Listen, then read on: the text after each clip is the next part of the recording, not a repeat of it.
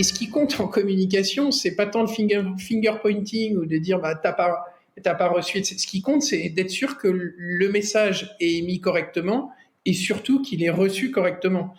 Et donc il y a vraiment cette boucle de s'assurer finalement que les messages ont été bien reçus aux bonnes personnes au bon moment.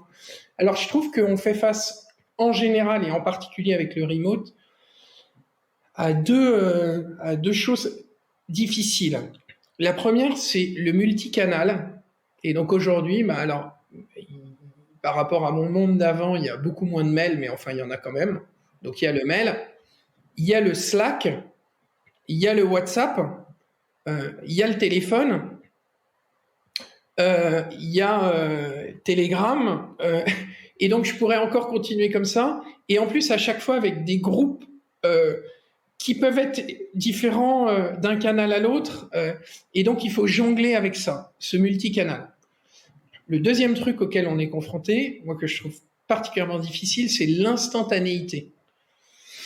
Et donc, en fait, je prends un exemple, mais sur Slack, vous pouvez poster un message extrêmement important qui concerne la vie de la boîte, qui concerne des éléments.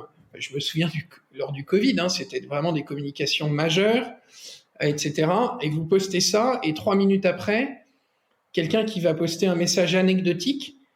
Et donc, en fait, l'information, du fait de cette instantanéité, d'une part, est uniformée, c'est-à-dire que tout est mis au même niveau, et en plus, il y a un risque qu'elle se perde dans les limbes du fil de la com.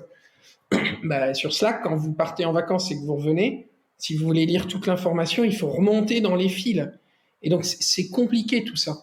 Voilà, donc multicanal avec des multigroupes, et puis instantanéité, uniformisation, c'est les deux gros sujets.